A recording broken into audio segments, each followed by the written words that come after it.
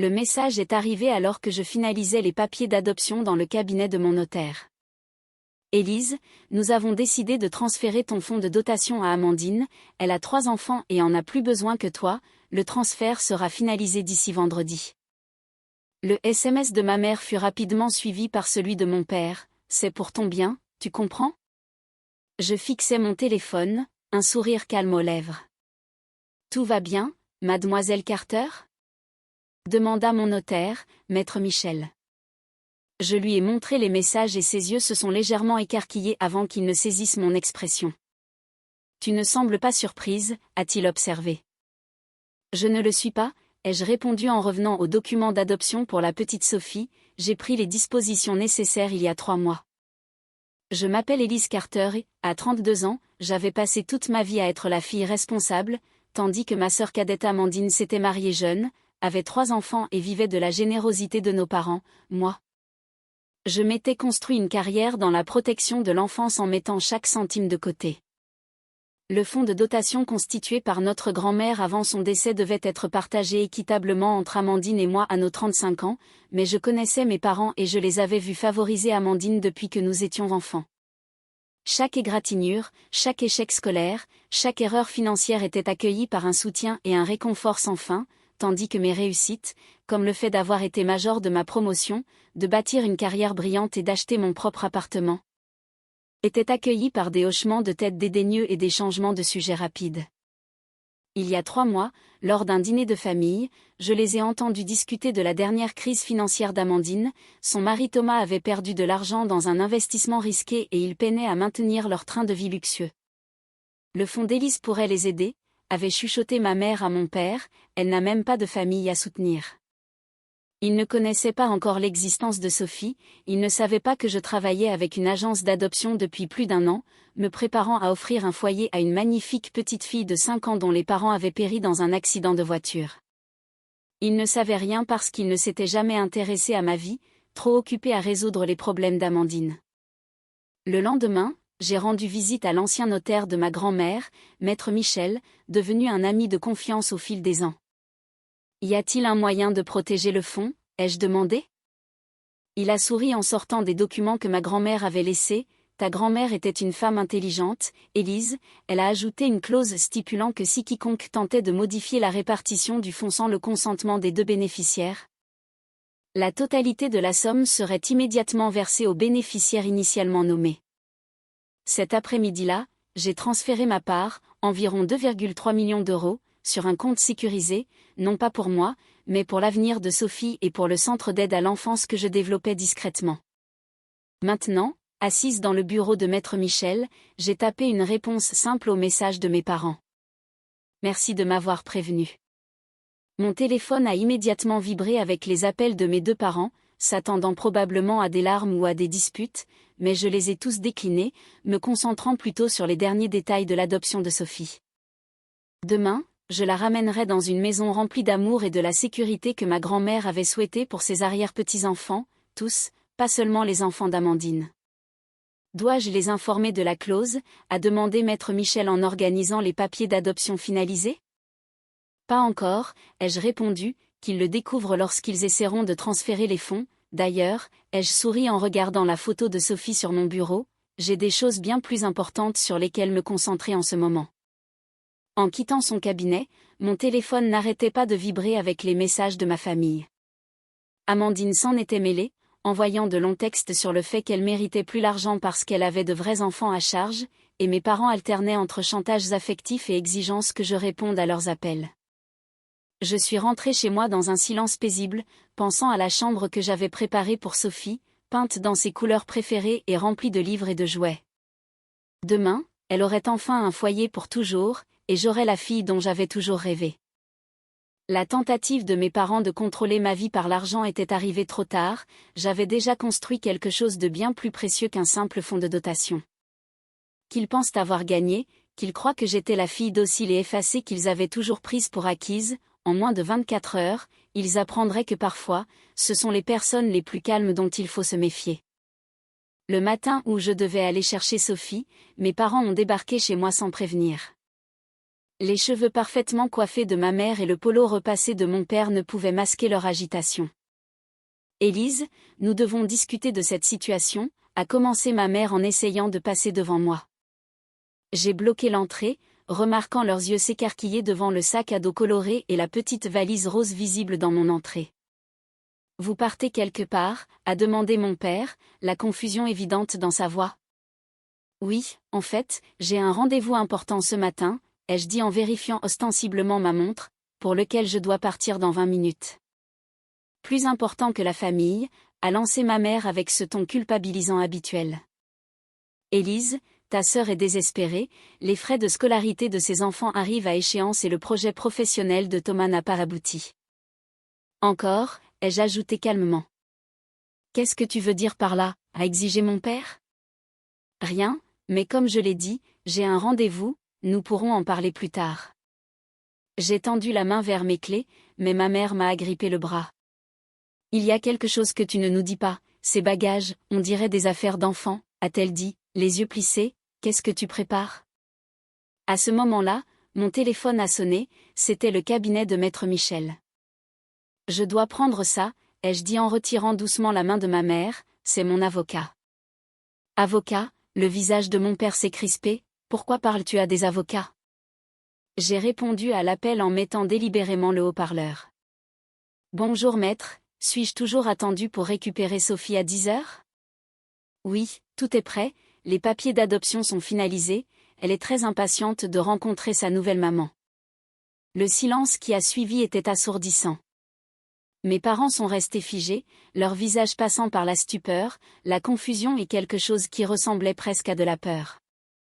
Adoption, a murmuré ma mère, tu adoptes sans nous consulter? J'ai 32 ans, maman, je n'ai besoin ni de votre consultation ni de votre permission, ai-je répondu en saisissant le sac à dos de Sophie. Si vous voulez bien m'excuser, ma fille m'attend. Ma fille, la voix de mon père s'est brisée, mais qu'en est-il du fond, nous l'avons déjà promis à Amandine? Ce n'est pas vraiment mon problème, ai-je répondu en verrouillant ma porte, vous avez pris votre décision concernant l'argent, j'ai pris la mienne concernant ma famille. Tu ne peux pas élever un enfant sans cet argent, a lancé ma mère, tu dois arrêter ce délire tout de suite. Je me suis retournée pour leur faire face, laissant enfin transparaître une partie de mes sentiments refoulés. Vous savez ce qui est intéressant?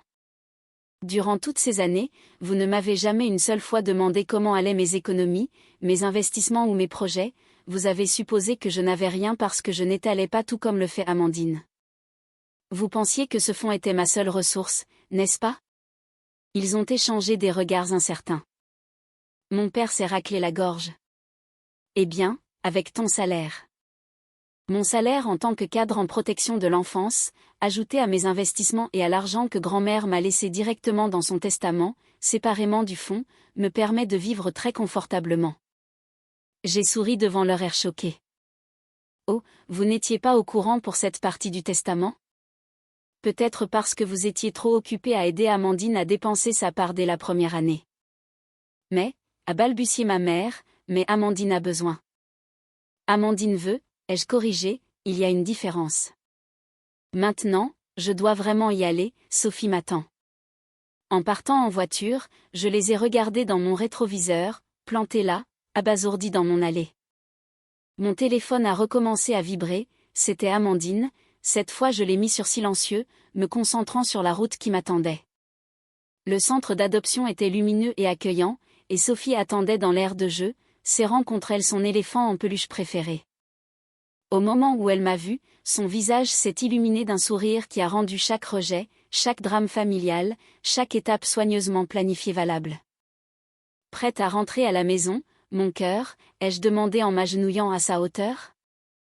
Elle a hoché la tête avec enthousiasme, puis a hésité. Est-ce qu'ils vont m'aimer? A-t-elle demandé doucement. Qui, chérie?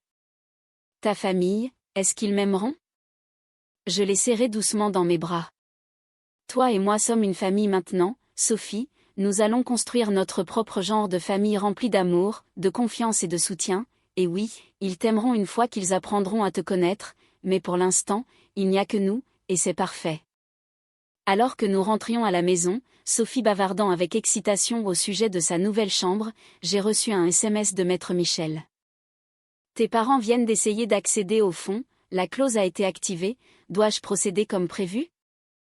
J'ai souri en regardant Sophie dans le rétroviseur alors qu'elle câlinait son éléphant en observant avec émerveillement son nouveau quartier. Oui, ai-je répondu. Il est temps qu'il découvre le véritable héritage de grand-mère. Le lendemain matin, le chaos a éclaté. La voix colérique de mon père a envahi ma messagerie vocale. Que veux-tu dire par le fait que l'argent a disparu, Élise, qu'as-tu fait? Les messages de ma mère alternaient entre menaces et supplications en larmes, tandis que les SMS d'Amandine devenaient de plus en plus hystériques. Tu as tout gâché, comment peux-tu être aussi égoïste? Je me suis assise au comptoir de ma cuisine en regardant Sophie prendre son petit déjeuner, des crêpes aux pépites de chocolat, ses préférées.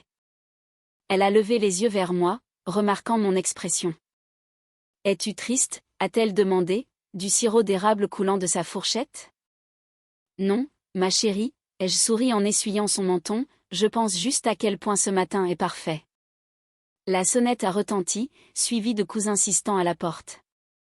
À travers la fenêtre, je pouvais voir la voiture de mes parents dans l'allée, et le monospace d'Amandine garé derrière. Sophie, tu te souviens de ce qu'on a répété pour les situations bruyantes? Elle a hoché la tête en sortant son casque à réduction de bruit de son sac à dos. Sage petite, allons à l'étage lire pendant que je gère ça.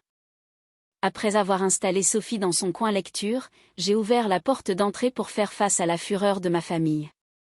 Amandine m'a bousculé pour entrer, le visage rouge de colère. Comment oses-tu voler l'avenir de mes enfants? Choix de mots intéressants, ai-je répondu calmement, considérant que vous aviez prévu de voler ma part du fond. C'était différent, a rétorqué ma mère, nous essayons d'aider. Aider qui, maman, les enfants d'Amandine ou le train de vie d'Amandine? J'ai désigné son sac à main de marque et ses mèches fraîchement faites. À quand remonte la dernière fois où vous m'avez posé des questions sur mes projets, mes rêves? Tu n'as jamais eu besoin d'aide, a argué mon père, tu as toujours été stable. Stable, ai-je répété, vous voulez dire ennuyeuse, fiable, la toile de fond parfaite pour le théâtre d'Amandine. Eh bien, devinez quoi? Grand-mère avait prévu le coup, elle savait exactement qui vous étiez tous. J'ai sorti une enveloppe, la lettre que ma grand-mère avait laissée à Maître Michel. Voulez-vous savoir ce qu'elle pensait réellement de votre façon d'élever vos enfants? Ma mère s'est effondrée sur le canapé, son souffle coupé. De quoi parles-tu, grand-mère, favorisais-tu Amandine? Elle vous a regardé faire pendant des années, c'est pour ça qu'elle a ajouté cette clause de distribution immédiate si quelqu'un essayait de modifier les conditions, elle voulait me protéger exactement de cette situation. Mais où est l'argent maintenant? A exigé Amandine, tu dois le rendre. Une petite voix est venue de l'escalier. Maman. Mon livre est tombé. Sophie se tenait là, son casque autour du cou, serrant son éléphant. La pièce est devenue silencieuse. Ma mère a fixé Sophie, puis moi. Maman, a-t-elle murmuré. Oui, ai-je dit en m'avançant pour ramasser le livre de Sophie. Tout le monde, voici Sophie, ma fille. Tu as dépensé le fonds de dotation pour elle, a balbutié Amandine? Non, j'ai souri, j'ai investi ma part dans quelque chose de bien plus grand. Le centre de protection de l'enfance Carter ouvre le mois prochain, un endroit où des enfants comme Sophie peuvent trouver du soutien, une aide juridique et une chance d'avoir un meilleur avenir. Le fonds n'était pas juste de l'argent, c'était une opportunité de poursuivre l'héritage de grand-mère, protéger ceux qui en ont le plus besoin. Mon père s'est affaissé sur sa chaise. Tout ce temps, je construisais quelque chose de significatif, ai-je terminé, alors que vous étiez tous focalisés sur les apparences, je créais un avenir réel, pas seulement pour Sophie, mais pour des centaines d'enfants qui ont besoin d'aide. Mais qu'en est-il de mes enfants, a pleuré Amandine, leurs frais de scolarité? Peut-être est-il temps qu'ils aillent à l'école publique, ai-je suggéré doucement, comme je l'ai fait, peut-être est-il temps qu'ils apprennent la valeur de gagner les choses plutôt que de simplement les recevoir. Sophie m'a tiré la manche. Peut-on finir nos crêpes maintenant? Bien sûr, ma puce. Je me suis tournée vers ma famille. Vous êtes les bienvenus dans nos vies, dans quelque chose de plus grand que des sacs de marque et des adhésions à des clubs privés, mais cela doit se faire selon d'autres termes, plus de favoritisme, plus de manipulation, plus jamais de prise pour acquise. Ma mère a regardé Sophie, puis moi, nous voyant réellement, peut-être pour la première fois. Elle a tes yeux, a-t-elle dit doucement, la même détermination. Elle a l'esprit de grand-mère, ai-je corrigé, et tout comme grand-mère, je ne laisserai personne profiter de ce que j'aime. Alors que ma famille sortait, soumise et pensive, je suis retournée à la cuisine avec Sophie. Sont-ils en colère, a-t-elle demandé en saisissant sa fourchette. Ils sont en train d'apprendre, ai-je répondu en versant plus de sirop sur ses crêpes. Parfois, les gens ont besoin de perdre quelque chose pour comprendre sa valeur. Ce soir-là, alors que Sophie dormait entourée de ses livres et jouets, j'ai reçu un dernier SMS de ma mère. Ta grand-mère serait fière, peut-être. Peut-être pourrions-nous visiter le centre lorsqu'il ouvrira. J'ai souri en répondant, Sophie aimerait ça, elle adore l'heure du conte si vous êtes intéressé pour lire aux enfants là-bas. Parfois, la meilleure des vengeances ne consiste pas à se venger, mais à construire quelque chose de meilleur à partir des cendres des erreurs des autres. Sophie et moi avions créé notre propre type de famille, et peut-être, juste peut-être, pourrions-nous aider mes parents et Amandine à construire quelque chose de mieux aussi, mais cette fois, ce serait selon nos conditions.